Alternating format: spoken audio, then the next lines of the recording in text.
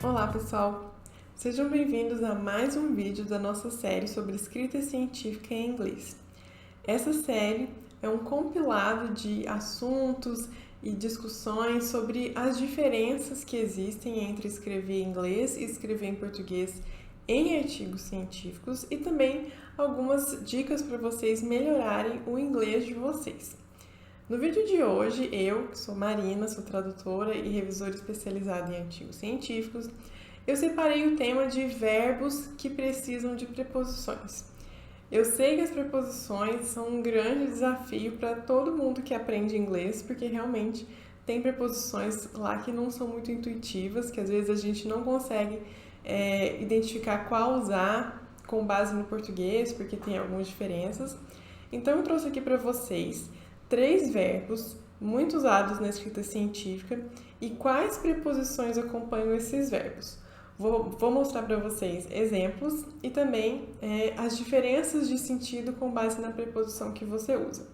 Se esse assunto te interessa e vai te ajudar a escrever um artigo científico melhor em inglês, já se inscreve no nosso canal para receber mais dicas dos vídeos que a gente vai postar depois, semanalmente, sobre escrita científica em inglês.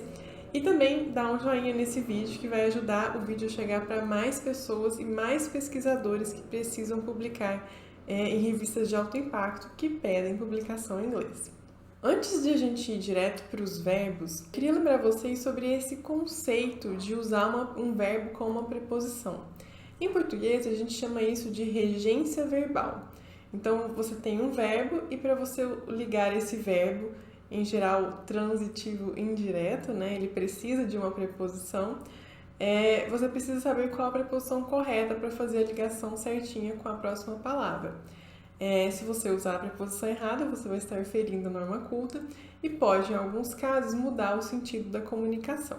Já em inglês, esse fenômeno de o verbo precisar de uma preposição chama prepositional verbs. Então, são verbos preposicionais, certo? Caso vocês queiram se aprofundar nesse tema, vocês podem pesquisar por regência verbal em português ou prepositional verbs em inglês. Vamos começar então com o nosso primeiro verbo, que é o verbo to aim. O verbo to aim significa almejar, ter o objetivo de, mirar, nesse sentido de ter um lugar para ir e ter um objetivo. Então, e ele pode significar coisas nesse sentido, dependendo da preposição que você usar. Aqui eu coloquei para vocês 3 preposições que aparecem junto com o verbo to aim.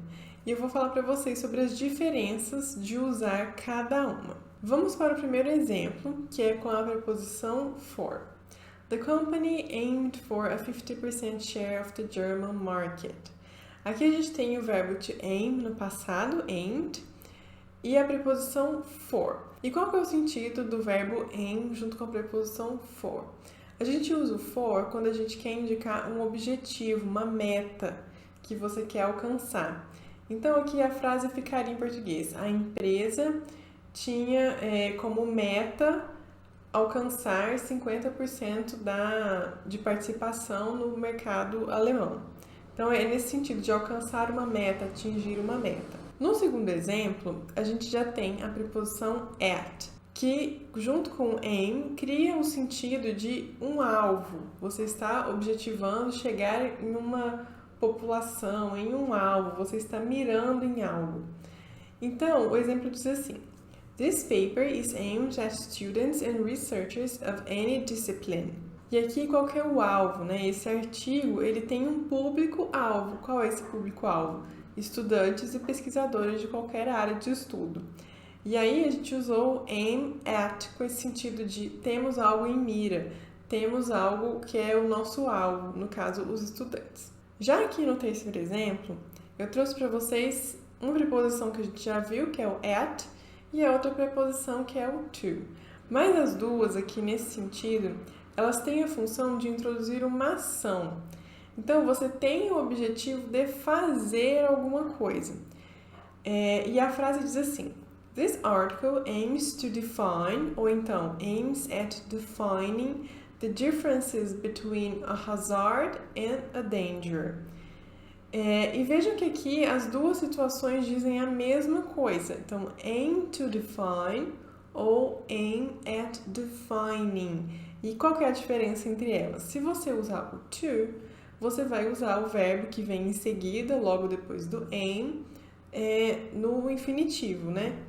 Já se você colocar o at, você vai colocar o verbo no ing. Então, em vez de falar define, você vai falar defining, certo?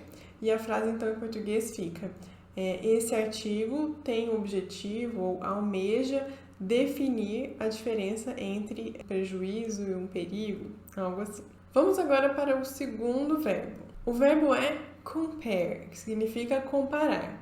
E com compare, a gente tem duas preposições possíveis. A gente pode falar compare to ou então compare with. E a gente vai ver qual a diferença que tem entre elas. Vejam essa primeira frase. We compared the performance of UK athletes in the Olympics with that of Brazilian athletes. Aqui a gente tem uma comparação entre atletas do Reino Unido e atletas brasileiros nas Olimpíadas. E nessa comparação, os autores tinham a intenção de ver quais eram as diferenças entre os atletas brasileiros e os atletas do Reino Unido. Quando você olha para as diferenças entre as coisas comparadas, você usa a preposição with. Então, compared with, para olhar as diferenças entre as duas coisas comparadas. Já se você colocar a preposição to, aí você vai olhar para a semelhança entre as coisas comparadas. E aí no exemplo a gente tem Smith and Jones compared France's cuisine to Italy's. Então eles observaram o que tinha de semelhante entre a culinária ou a cozinha francesa com a italiana. E aqui fica o sentido claro pela preposição que você está falando das semelhanças entre as duas coisas comparadas e não as diferenças, como o caso anterior. Vamos agora para o terceiro verbo, que é o verbo to focus. O verbo to focus leva a preposição on, só, não tem outra. E aqui eu trouxe ele porque, mas se leva só uma preposição, qual que é a dúvida, né? Qual que é o problema desse verbo? É porque em português a gente fala focar em alguma coisa. E muita gente tende a falar em inglês focus in, traduzindo literalmente a preposição do português para o inglês, e não é o caso. A preposição que acompanha focus em inglês é sempre on, não é in, ok? Vamos ver aqui esse exemplo. Previous work has only focused on theoretical issues. Então, focused on something, focou em alguma coisa. Agora outro exemplo. Future studies can focus on developing a bi-objective model to optimize this problem. Então, focus on developing. E aqui vejam a diferença. No primeiro exemplo, a gente tinha focus on issues. Então, focar em questões, focar em problemas. Já no segundo, a gente tem um verbo, focus on developing. Então, focar em desenvolver. E aqui o verbo vem no ing, viram? Não é no infinitivo. Então, focus on developing, focus on thinking, focus on studying, sempre com ing no final. E essa é a formação que vem padrão depois do focus, tá? Ou você coloca o substantivo, ou você coloca o verbo no ing. E esses foram os 3 verbos com as suas preposições que eu selecionei para trazer para vocês. E eu queria saber de vocês aqui nos comentários se esse vídeo ajudou vocês e se vocês têm dúvidas sobre outros verbos para eu fazer talvez um outro vídeo e explicar para vocês sobre como usar esses verbos em inglês de forma correta, com a preposição correta.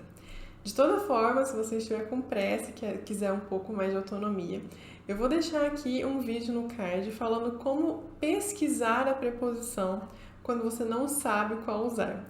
Lá eu ensino para vocês 2 ferramentas que são simples, gratuitas, aí disponíveis só para vocês consultarem e conseguirem encontrar a preposição corretamente, tá bom?